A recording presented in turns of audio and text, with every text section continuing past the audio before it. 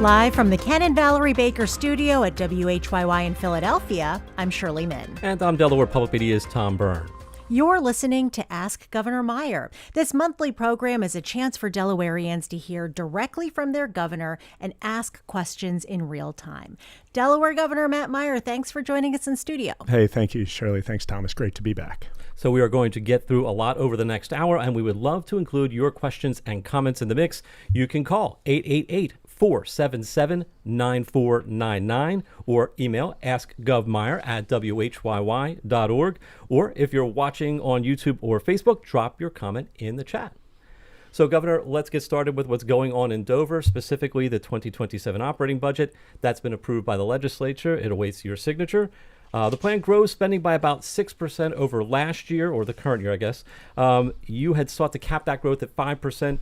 Would you have liked lawmakers to hold the line on that 5% number, even though revenue is up a little bit more than anticipated? Yeah, Tom, good evening. It's great to be here. You know, about 17 months ago, I came into office, and at the time, people were saying that the promises of our campaign to have a new medical school, to expand the vision of the Hope Center in Newcastle County, to provide housing for our most vulnerable across the state, to address housing affordability and healthcare affordability was not a realistic plan. With Biden COVID era funding coming off, with some of the headwinds in the economy faced by the new Trump administration, with some of the challenges that our corporate franchise was quite frankly facing, with numerous very wealthy people attacking it from around the country and around the world. Now, 17 months later, Delaware is doing extraordinarily well. Just yesterday, Realtor.com said Delaware in the past 12 months has made the greatest strides in housing affordability in the country, from 19th best in housing affordability to now the 7th best. Business Insider a few weeks ago said we have the 5th strongest economy in the country. We've announced a new medical school without spending a dollar of your state income tax money. The same with the Hope Center in Kent County and others soon to come in Sussex County. Last month on this program, you pressed me fairly about expungements. An expungement law that was passed 5 years ago had only provided 17,000 expungements last year when there were over 1 million. In a single day this month, we did 64,000 expungements, more than had been done in the past 5 years put together in a single day. We're doing extraordinarily well in our state. You asked me about the growth of our operating budget. Yes. I was absolutely clear in January that the budget we presented could not grow more than 5%. We had growth some years recently close to 10%. Right. And with the rate at which our revenues were growing, that simply was not realistic. I do not have a problem with the growth of the operating budget that has been passed through the Senate and now the House and is awaiting my signature. And the reason is this. You want to know, hey, you said 5%. This is 6% growth. That breached your limit. What happened between January and June is our economy is doing really well. The revenues are going up. I believe that when a state has increased revenues, you do one of two things. You give it back to people, or you spend it to create additional good for them. Does that include also, like, the bond bill is going to be a little bit bigger than you had asked for too? Is it the same philosophy there with that growth as well? And that might sound uncontroversial. You bring money in, you spend it, or you give it back to taxpayers. There's some that believe we sock it away into various reserve funds.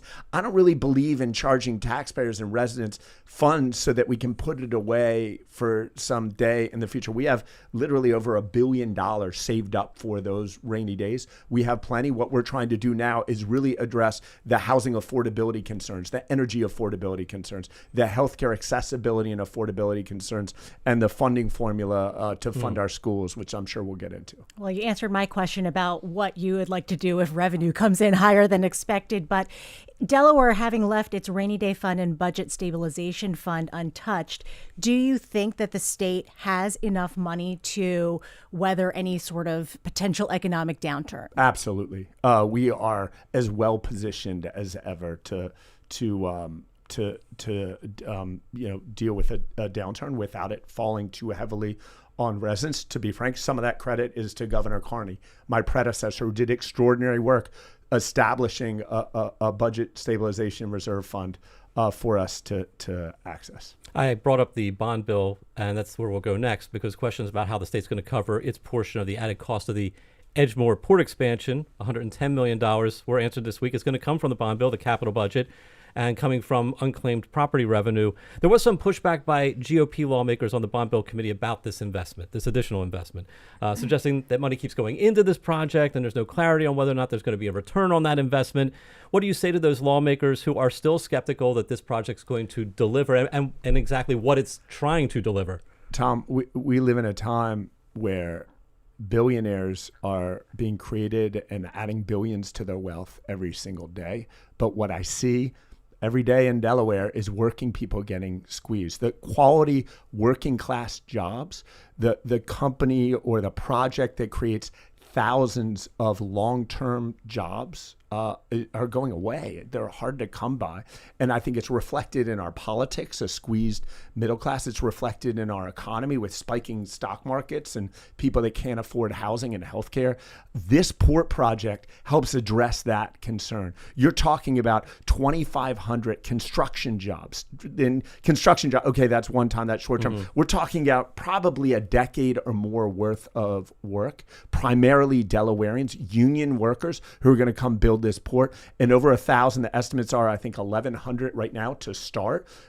Workers working at what will be a cutting-edge, globally leading container port that really puts Delaware on the map in terms of moving goods and as a logistics hub for the region, the country, and the world. This is revolutionary for our state's economy. It will have ripple effects, secondary effects on hotels, on restaurants, on schools, on our community institutions that will reap dividends for decades to come. I should also add that I have heard about this project as a Delawarean for over 15 years, this new container project. I said I was going to come into office and get it done. I never expected we would start construction within 18 months. There have been people who've been trying to stop this project in state and out of state for a long time. We are building as I speak to you today. Maybe it's late. Maybe the workers have gone home, but they were working earlier today. Workers are working on building this port, and I'm happy to say that we will cut a ribbon on this port and these jobs will actually be created. Okay, we're going to move on to another big investment for Delaware, solar. This week, you announced an effort to accelerate the development of 4 community solar projects. Hypothetically, these would generate power and allow residents and businesses to save on their energy bills without having to install rooftop solar panels. So can you give us an idea of how fast this can happen and how this will actually work? So let me be clear. I am an advocate of an all-of-the-above energy generation strategy. Like many states across our country, we do not generate enough power in Delaware to address our economic needs today or going forward. It's very important to me that we do offshore winds. There's a 1.7 gigawatt U.S. wind project that is on the cusp of happening if the federal government would simply get out of the way and let it go forward. There's talk of additional nuclear project. There's a Nuclear Power Generation Commission that's been working very hard in Delaware. We're confident we will have announcements about nuclear power. We are also committed to doing combined cycle gas when those projects come forward. We're also committed to both rooftop and community solar. So it's all of the above. In terms of these community solar projects, we are going to have more community solar coming online in our state, mostly, not all, but mostly in Kent and Sussex County, that has been added to our grid in the last 3 years combined. We are through permitting reform, and through collaborating with local governments. We're working to, and Delmarva and other electric utilities working to move these projects quickly through our pipeline so that people will see reductions on their bills. What it means, community solar is valuable because it means if you don't own your home, if you don't have a rooftop, if somebody comes out and says, you can't really do solar here,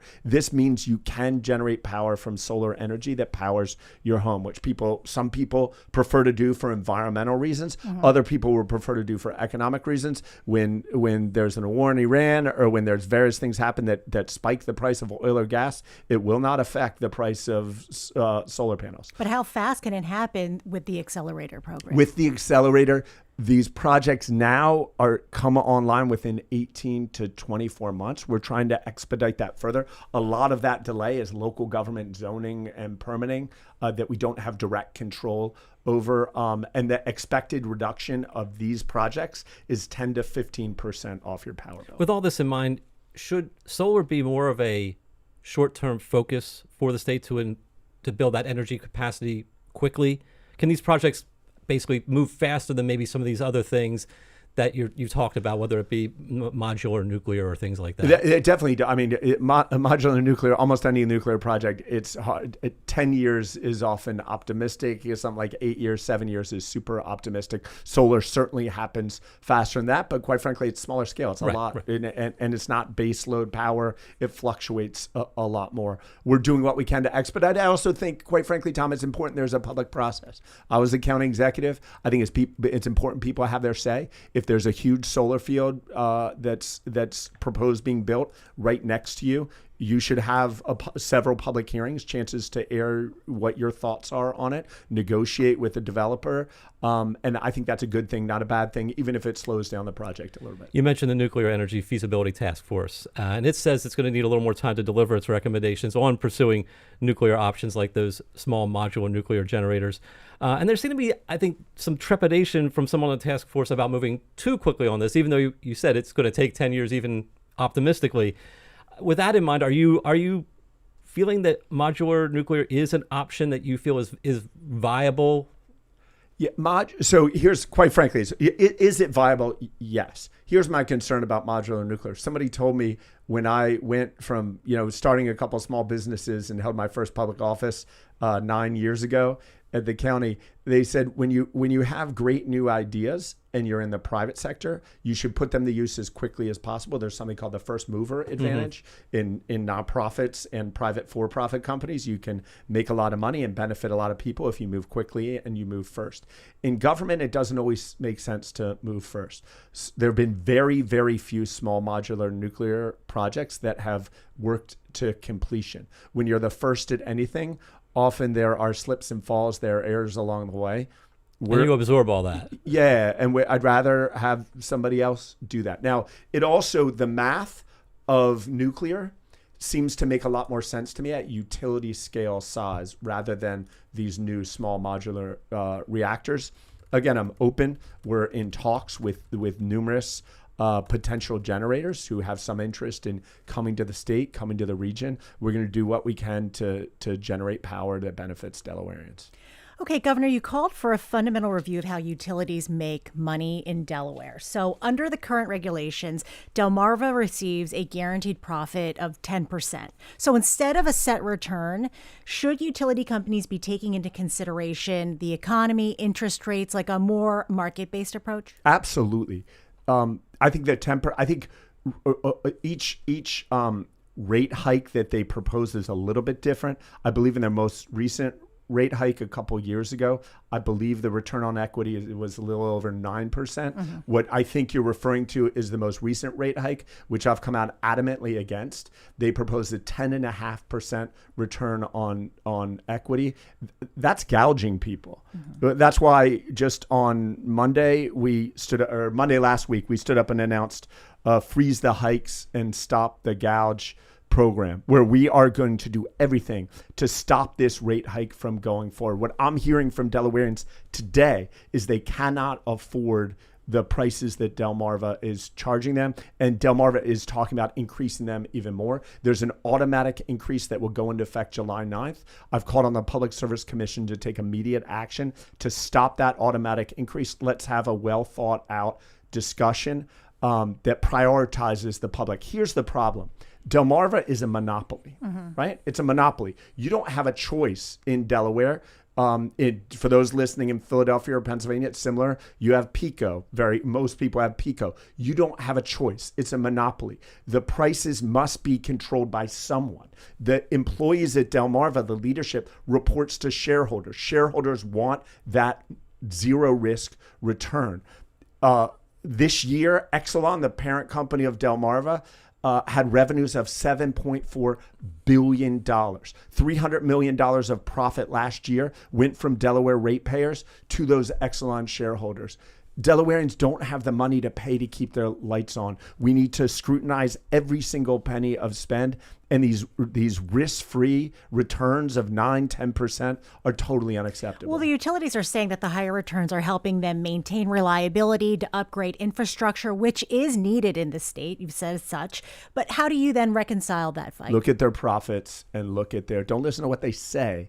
Read the Exelon's financial statements, read the profits that they're returning to shareholders. They will say what we want to hear, and they will go report to their shareholders. If you were, listen, if you were an investor, you want the maximum investment. They're doing what they can to get the maximum investment on the backs of Delawareans. I have an obligation to every Delaware ratepayer, every Delaware taxpayer, every Delaware resident to make sure we are holding utilities' feet to the fire and prioritizing reliability and affordability over shareholder profits. Very quickly before our break, how about EV infrastructure? And I know the legislature's been working on the EV rebate program.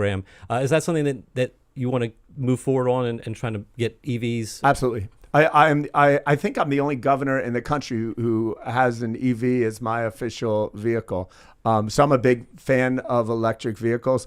In part from the time I spent 16 years ago, spent 12 months as a diplomat in Iraq. I don't like when our fuel and motor economy is tied to making decisions in financial affairs that are not necessarily in our best interest. And I like the lessened environmental impact of electric vehicles. So I do support that. I've also been adamant that customers should have choices. I don't like mandates. I don't like saying you have to have an electric vehicle, no more gas powered vehicles. People should have a choice, and we should, make that choice affordable to everyone. Okay, we need to stop it there for a moment. We'll be right back after the break. Governor Matt Meyer on the end of the controversial tent city in Wilmington and the start of a new school for doctors. And of course, you still have a chance to make your voice heard. If you have questions or comments for the governor, let us know.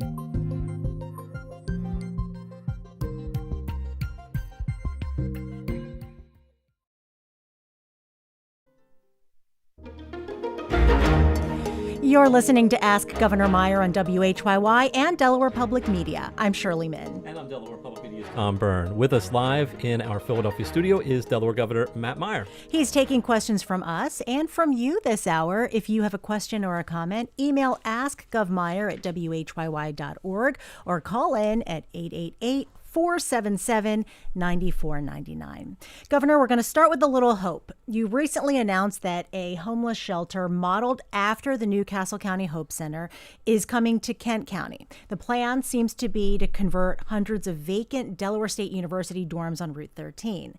Dover Mayor Robin Christensen said he initially had some reservations about the Kent site because of its proximity to restaurants, retail centers, and an active hotel.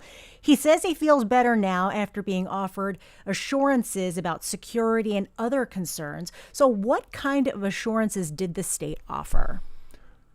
Look, the first thing is people are struggling. There are, as we see, not just in Delaware, but across the region and across the country, there are homeless encampments popping up. because people just can't make ends meet. There are epidemics in mental health and substance use that I believe have been left untreated by public policy for years and years and years. We piloted the Newcastle County Hope Center during COVID. Not many people know this, but HOPE is actually an acronym for Homeless Opportunities for People Everywhere.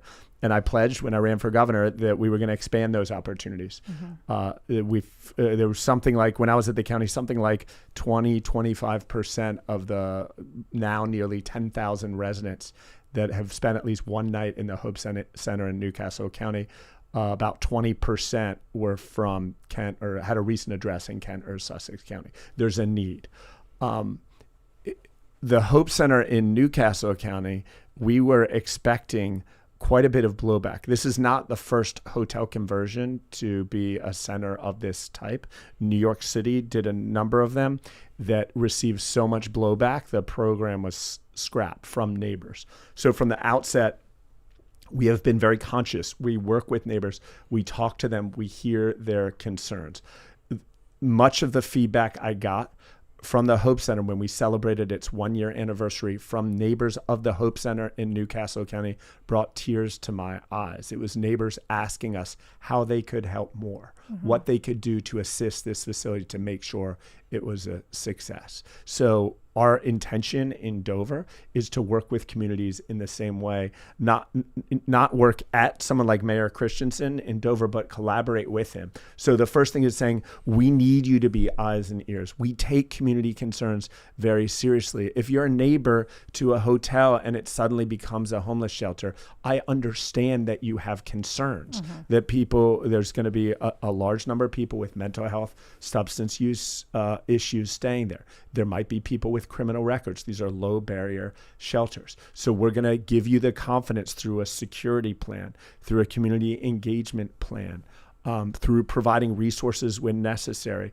So people working at our entrances and exits and saying people are allowed here and they're not allowed here, to give neighbors comfort. Yes, we're going to deal with this problem that is good for them and good for the community, but it's not going to do harm to them, their property, their families. A listener in Greenwood says, quote, there are so many homeless in Milford and so many empty buildings. They want to know where things stand with the promised Sussex County Hope Center. Governor, can you comment on that? We're probably 6 to 9 months away from an announcement with that, which saying that actually breaks my heart. As someone, I wrote my senior thesis on the education of homeless children, and anytime there's a single person living on the street in Delaware, I truly feel like it's a failure of mine and it's a failure of government. These are, of all the things we're doing, this is something we need to move forward with urgency. We want to make sure we're also doing it with excellence. We want to make sure we're also carefully identifying properties and staff so that it can be successful. But I also know during COVID, the Hope Center, we turned that, we came up with the idea and finalized it within about 4 weeks, and then purchased the property and opened it within about an additional 2 weeks. Is the location part what's really essentially holding it up, or is there more to it than that? There's more to it than that. We're not using a dollar of state taxpayer money for this. We're using federal money, so there are federal hoops to jump through.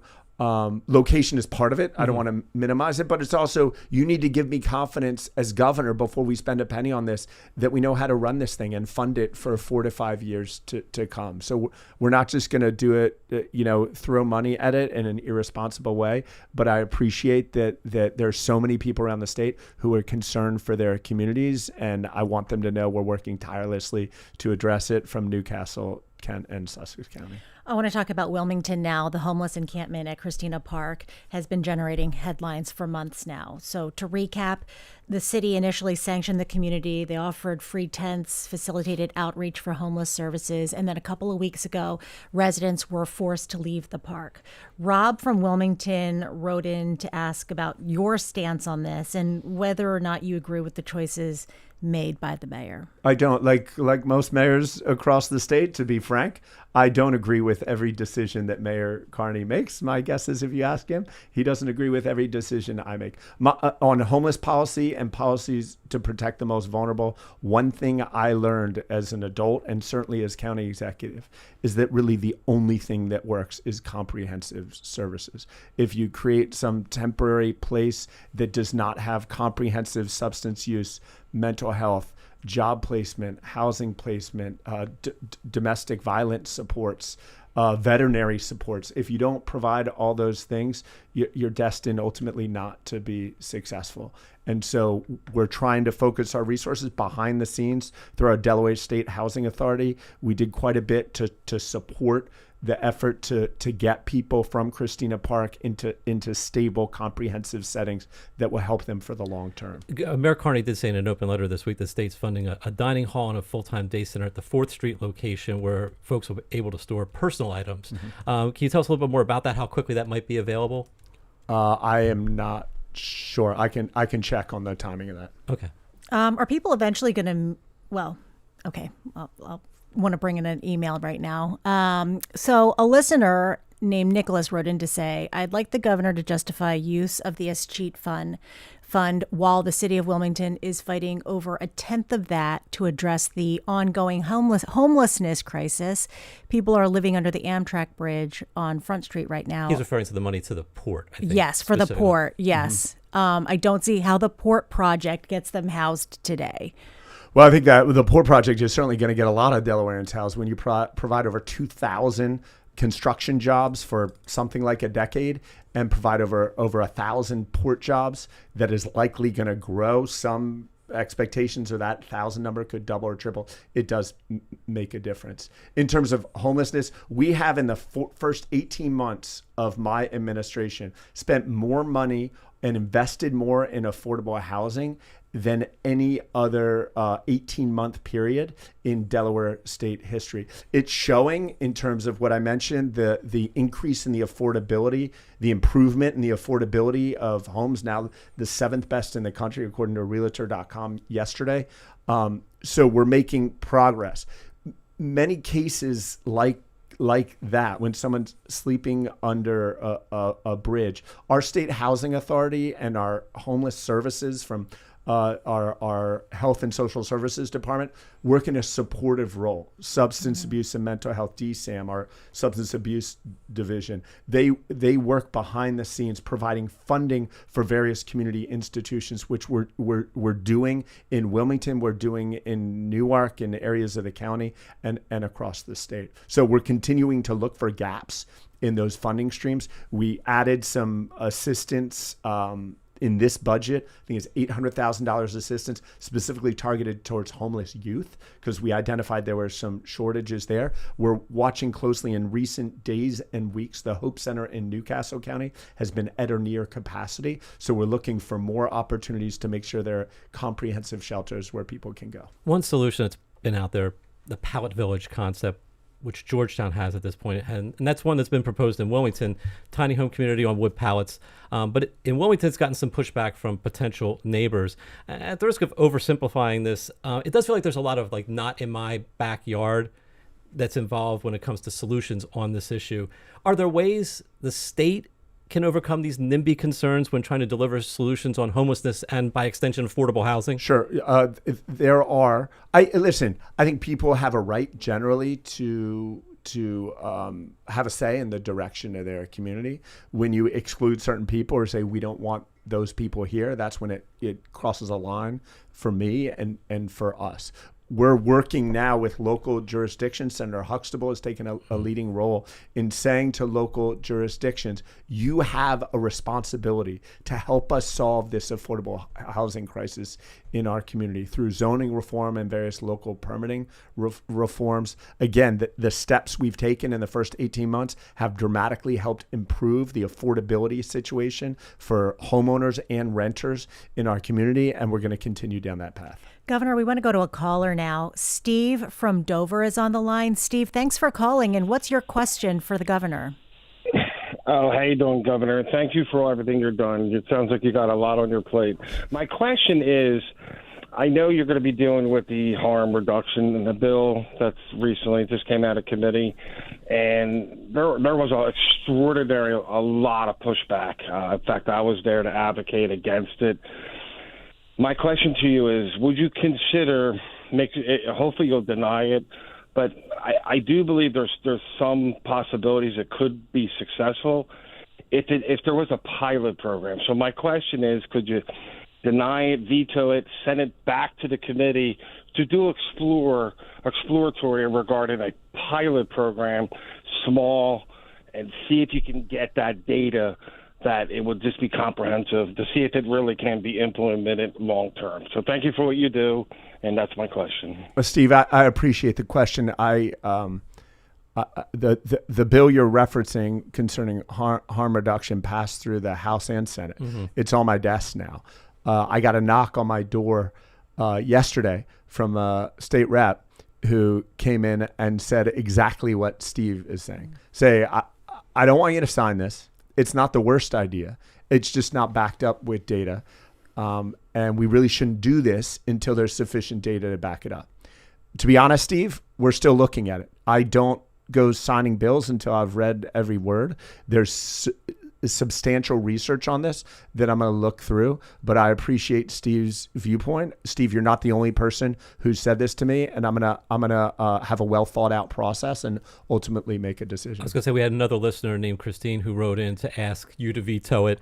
She's worried it will only enable addiction. So what do you say to Christine in terms of, I guess it kind of flows off of the same idea, like is this really something that's effective or not? Look, and some people would point to like Narcan, like that was very effective. I know it's a different thing, but I mean, it starts by looking at what's the situation now, what's working, what's not working. We had among the highest overdose fatalities in the country. I think we were second or third in the country per capita 2 or 3 years ago. The situation's improved a little bit. We're going to look at what has caused us to have among the worst in the country, what has caused us to improve, what are strategies around the country that are working. I know harm reduction is generally well thought out. There seem to be specific issues that individuals like Steve, the state representative who knocked on my door, and others have with this bill. We're going to look at those and take those seriously and make the best decision in the interest of Delawareans. But I'll say to Steve and others, that idea of saying, hey, wait a second, this might be too much too fast. Let's run some time-limited pilot or some pilot limited by geography of the state. I'm open to looking at that. And just to clarify for people, a lot of this bill includes decriminalizing possession of drug paraphernalia and shifting needle exchange programs away from a one-to-one approach, just so people understand when we talk about drug paraphernalia. Let me add one more thing. I know Senator Pinckney, who was sort of the quarterback in the Senate of this legislation, has done heroic work for years, taking an idea, getting it into a piece of legislation, and then making significant compromises to making sure it moved forward. She has a deep and serious care for people being hurt every day in our community, and we're going to work with her to make sure we come to a solution. We're going to turn now to our Reporter's Notebook segment now, Governor. This month, our dispatch comes from Johnny Perez Gonzalez, a reporter at WHYY. Hey, Governor Matt Meyer. This is Johnny Perez Gonzalez from the Delaware Desk. Based on some of our recent reportings, Delaware's maternal health outcomes have gotten a bit better throughout the years. New reports show they've gone from D+ to a C-. But healthcare providers say Black and Latina mothers are still hit the hardest. One of those challenges is the shortage of doulas, especially doulas of color like Latina doulas or Black doulas. And when I interviewed Lisa Butterworth, Director of Women's Health at La Red Health Center in Sussex County, she said having someone who understands you at your side through childbirth has a huge impact. She will help explain things that are happening in the hospital, but she will also act as her medical interpreter. So that's like so helpful, having somebody who speaks your language to be able to explain this stuff, help them fill out birth certificate paperwork, things that are often all in English. Governor Meyer, there used to be a program through Do Care Doulas that helped train Black and Latina doulas at no cost, but recently the state funding for that grant expired. My question for you is, are there any plans for long-term investment to improve Delaware's maternal health outcomes?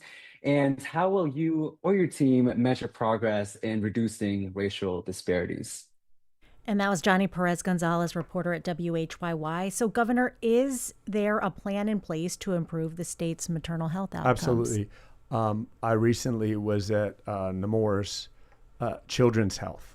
Nemours Children's Health, that's not maternal health, is about adults. They started a unit just for maternal health for that reason. We are looking across the state through the Rural Health Transformation Fund. The Medical School and the Hope Center, 2 projects we've talked about so far, are 2 of 14 projects. A number of the projects offer significant additional support to health centers like La Red, health centers across our state, federally qualified health centers that serve not entirely, but primarily people of color, that serve entirely lower income populations. And part of that focus is making sure we get funding for maternal health. Something else Johnny said really touched a chord, that the cultural competency of healthcare providers is very, very important. There's all sorts of research that shows when a patient feels more comfortable with their healthcare provider, when they have a healthcare provider that feel like understand their language and their culture, they're going to have better health outcomes. We are looking at all strategies to do that through the Rural Health Transformation Fund and through other things we're doing through our Department of Health and Social Services and our Division of Public Health. And then how are you going to, do you have an idea of how you'll measure progress in reducing the racial disparities? Well, there are certainly numerous measures. In terms of coming out of COVID, we initially were tracking, and some within the Division of Public Health continue to track what are the incidences of diabetes, of hypertension, of things that during COVID became comorbidities. We're cognizant that now there are things like GLP-1s, which some are calling miracle drugs. There are statins, right? Things that dramatically reduce people's risk of everything from heart disease to diabetes and all sorts of other things. Many of these medicines are very expensive. So a lot of this is about how do we make sure that these treatments and medicines are equally available across communities, in addition to making sure we're providing sufficient support to federally qualified health centers and organizations like Planned Parenthood, which I should mention the federal government has kind of tried to destroy, providing sufficient funding so they can not only stay alive, but thrive. Okay, we're going to pause it right there. In just a moment, we'll be back with Delaware Governor Matt Meyer to talk legislation headed to his desk. Plus, we'll get his reaction to a recent Supreme Court ruling. This is Ask Governor Meyer.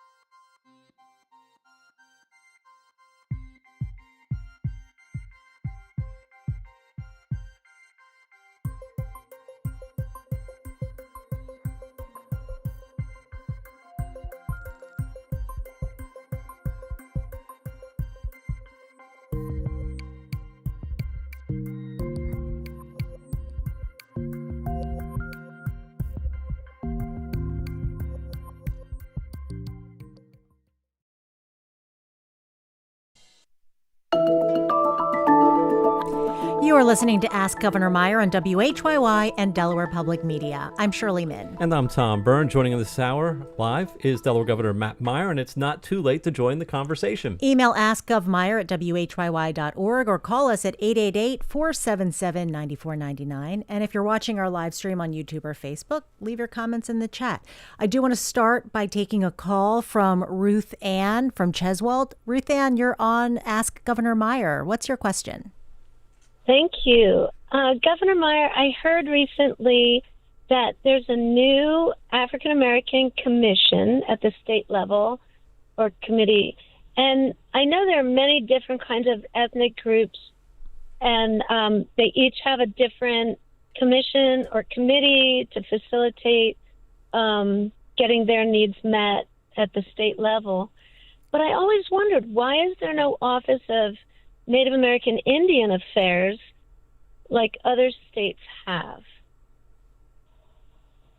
Thanks, Ruth Ann. Yeah, thanks, Ruth Ann. It's a great question. I think commissions like the African American Commission you referenced today, I was meeting with people about the Indian American Commission to support and expand the cultural influence of one of the fastest growing immigrant communities in Delaware, is the Indian Americans. The indigenous communities in Delaware are the first Delawareans and certainly deserve to have representation in a commission. I think there's a movement afoot, Ruth Ann, to make that a reality that I'm very supportive of. I'm often hesitant to, you can identify, there needs to be a Native American commission, but in my day-to-day life, to be honest, I'm not going to be able to spend the time it takes to get the Native American Commission up and moving. You want to make sure there's appropriate representation and interest from the community to do the work it takes to make something like this successful.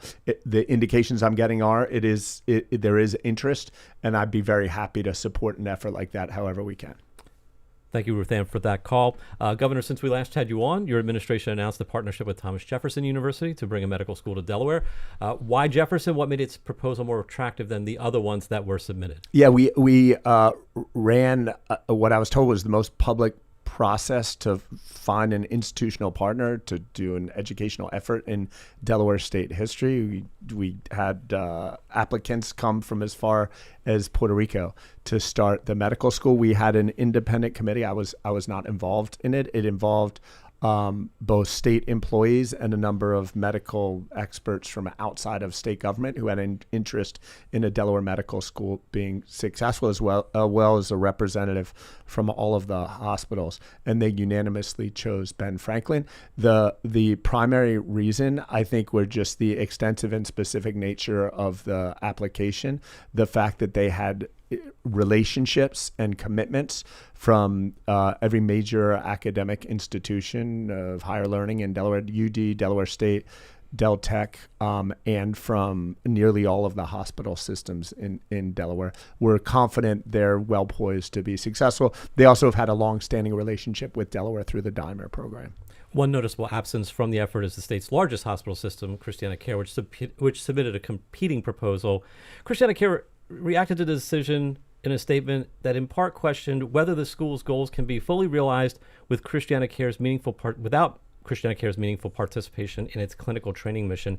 How do you respond to Christiana Care? Christiana Care is a tremendous healthcare system. I hope that Jefferson has made very clear, as I have, that we're eager to have Christiana Care participate. It is a noticeable absence if they're not participating. We're confident the medical school will be successful, and we're confident we're going to find a way for Christiana Care to play a key role. Have there been any discussions at all with Christiana Care? I'm not aware of every discussion that happens with the state, so I'm not aware. I've been really focused on getting the budget done.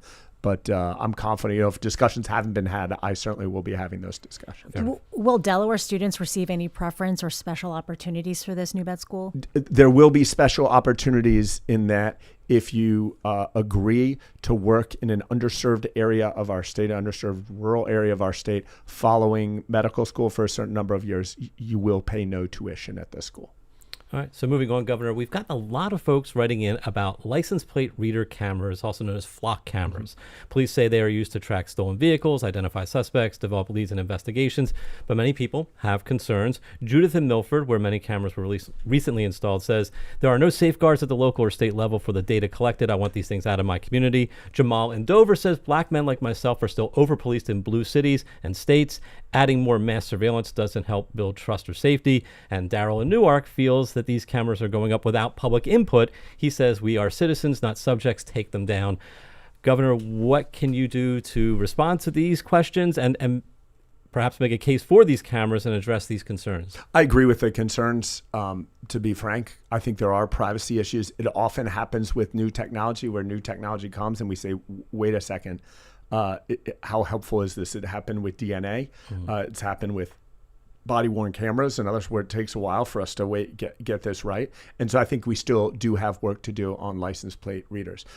There are specific cases where I believe license plate readers have helped catch people who are dangerous and deadly and are on the run. So the key is, how do we use it in some cases, but make sure there are appropriate protections, make sure the public is properly informed. And I think it was Jamal makes a good point that right now, if you look at policing, certain communities are over policed. We have to make sure we're replacing these LPR or these license plate reader technology, and how we're using them is done in a way that's equitable and done in a way to truly keep communities safe and not to over police certain communities and lock people in certain communities up. So I'm sympathetic to that. I think a lot more work needs to be done. I had no idea they were even more being installed. This was the first I had heard about it, from just reading all of the comments that more were installed. Many of them are being installed by local police agencies over which I have no direct control. But we have the right to along with the legislature, to make law, and we need to look at that. Okay, we're going to start now, Governor, with our community focus segment. This time brought to you by reporter Abigail Lee.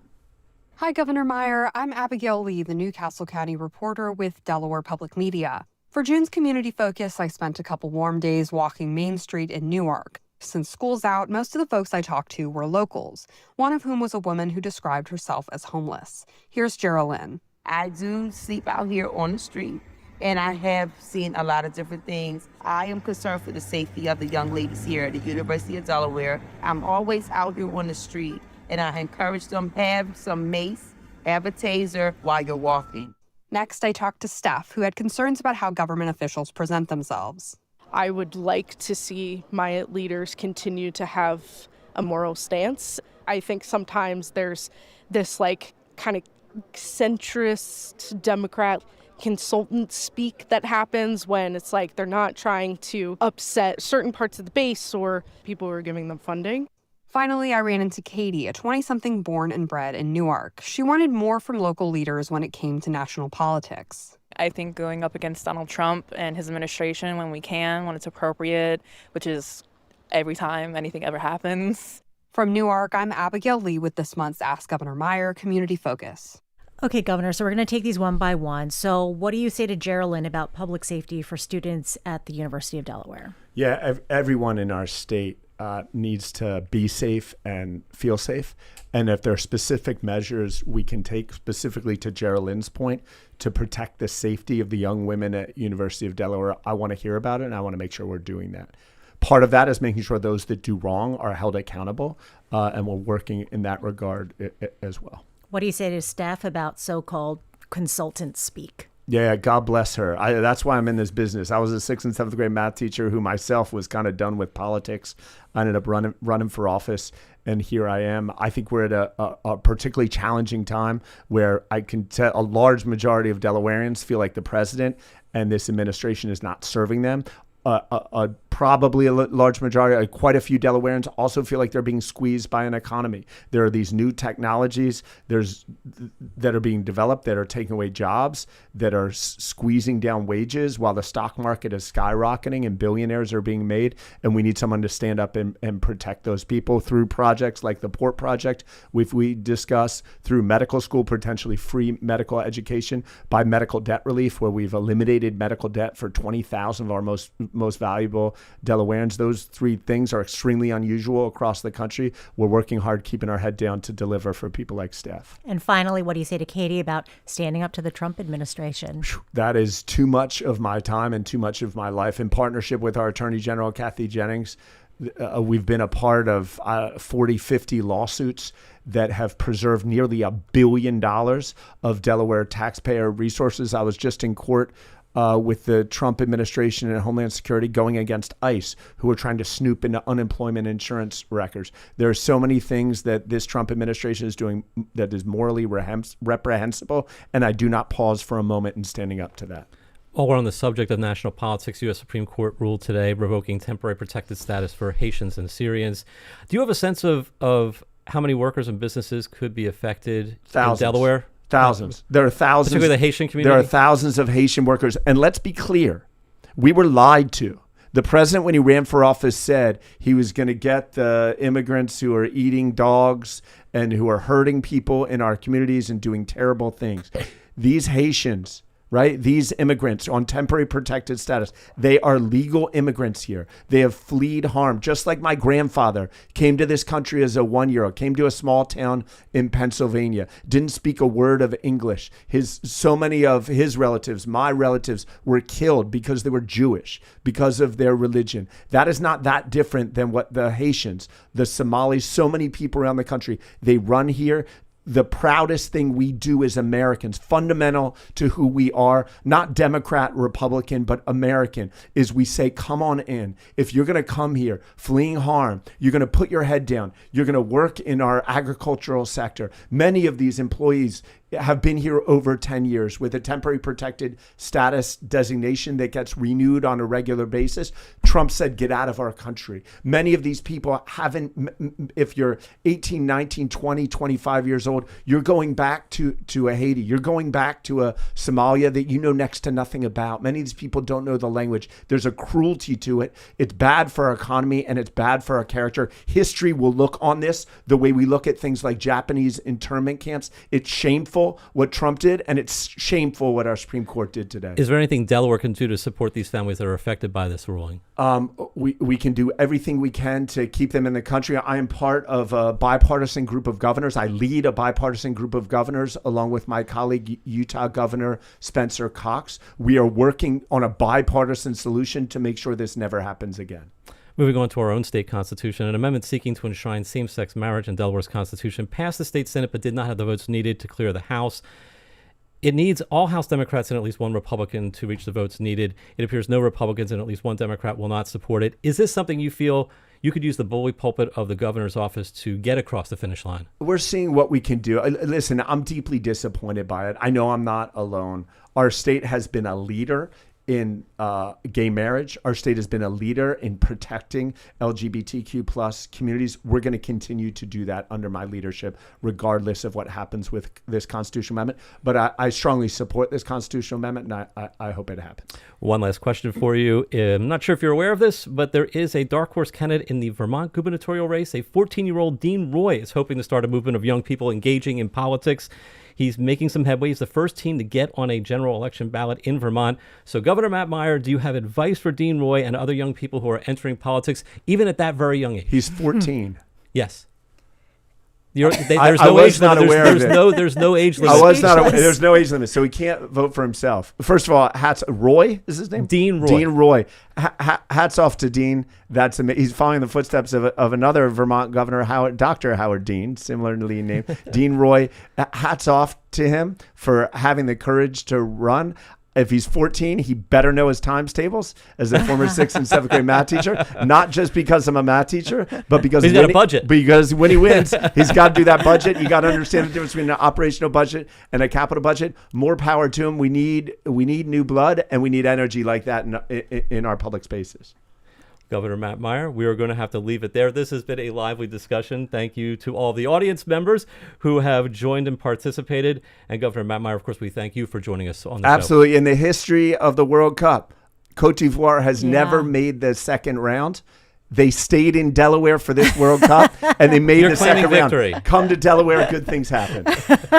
Okay. Ask Governor Meyer is produced by Hazel Mae Bryan. Tina Calicay and Al Banks are our technical engineers. Thank you to WHYY's Johnny Perez Gonzalez and to Delaware Public Media's Abigail Lee and Thomas Terry. Kevin McCory is our executive producer. Joan Isabella is our audio general manager. And I'm Tom Byrne from Delaware Public Media. And I'm Shirley Min. Thank you so much for joining us.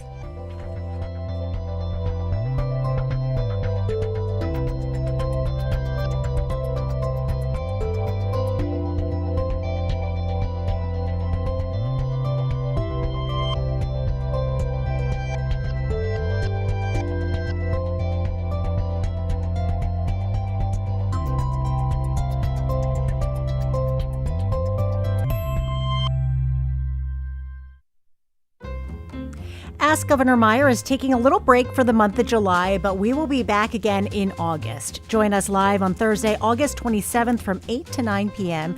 on WHYY FM, Delaware Public Media, and streaming online on WHYY.org, on WHYY's YouTube channel and Facebook. Up next on WHYY, it's The Middle with Jeremy Hobson.